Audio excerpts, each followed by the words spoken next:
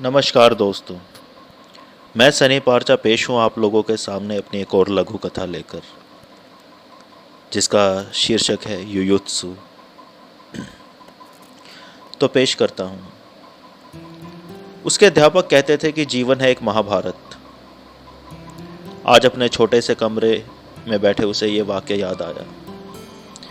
ये छोटा सा भाड़े का कमरा है उसका शिविर, जहां लौट आता है हर रोज दफ्तर का कुरुक्षेत्र लड़ने के बाद। 18 दिन में तो महाभारत भी समाप्त हो जाती है, पर यह महाभारत तब तक चलेगी जब तक उसके सर का एक एक बाल सफेद नहीं हो जाता, देह का चमकता चमड़ा झुर्रीदार नहीं हो जाता। कमरे में बिखरी है किताबें, खूंटियों पर टंगी है उसकी थकी हुई कमीजें। परिवार के नाम पर है दीवारों पर तिल चिट्टे खाती छिपकलियां। बेमन की नौकरी एक बहुत बड़ा अभिशाप होती है। दूर से आती रेल की सीटी वो बड़े गौर से सुनता है। देर रात टहलता है कमरे में, उसे फिर याद आता है अध्यापक का वही वाक्य, जीवन है एक महाभारत।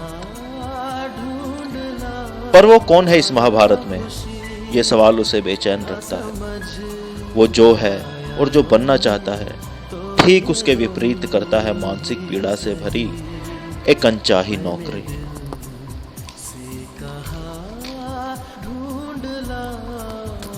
याद आता है उसे माँ का यशोदा जैसा दुलार, गांव में तालाब किनारे का बरगद वंशीवट जैसा। घंटों बैठा करता था जहां संध्या वेला में। उसे याद आया जीवन की महाभारत में वो कभी कृष्ण भी था, मस्त अल्हड़। आज वसुदेव की तरह अदृश्य अनचाही बेड़ियों में लिपटा पड़ा है अपनी छोटी सी कोठरी में। एक कंस तक यहां आकर अकेलेपन को भंग नहीं करता। वो कुछ देर बनना चाहता है वो जो वो वास्तव में है, जैसे अर्जुन उतार फेंकना चाहता हो ब्रंदला का छद्मवेश। मानो इस नौकरी में अपना वास्तविक व्यक्तित्व छुपाए काट रहा हो अपना ज्ञातवास।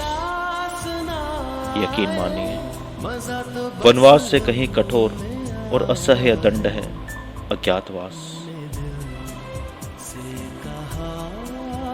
बेमन से उठाता है रंगों की तूलिका, पूरा करता है एक अधूरा चित्र और फूट फूट कर रोने लगता है।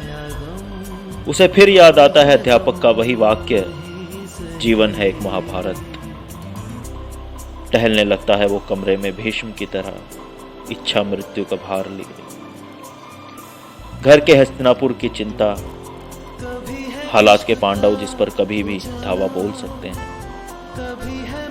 घर के हालात मजबूर करते हैं उसे रिश्वत का लाक्षागृह बनाने के लिए, पर उसके भीतर का विदुर इसकी अनुमति नहीं देता। कितने वर्षों से लड़ता रहा है वह परिस्थितियों से अभिमन्यु की तरह। आज एक झटके में शकुनी किस तरह बन जाए। वो एक ऐसे चक्रव्यूह में घुस गया है जिसे भेदना उसे आता ही नहीं। काश वो समय लौट आता जब वो कभी कृष्ण हुआ करता था। पर आज वो महसूस करता है स्वयं को द्यूत में हारता हुआ युधिष्ठिर।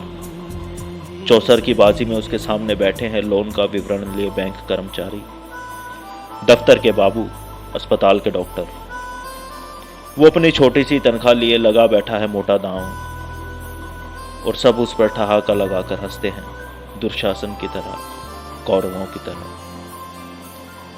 जेब से खींचकर उसकी औकात का किया जाता है चीरहरण, द्रौपदी की तरह। वो एक बार फिर से अफसोस करता है, काश वह कृष्ण होता। और अध्यापक फिर से कहता है, जीवन है एक महाभारत। इस एकांत कमरे में वो रो लेना चाहता है अपने दुर्भाग्य पर कर्ण की तरह। छीन ले गए हैं जिससे उसके रंग, तुलिकाएं और कैनवास, ठीक वैसे जैसे छल से छीन ले गए थे कर्ण के कवच और कुंडल।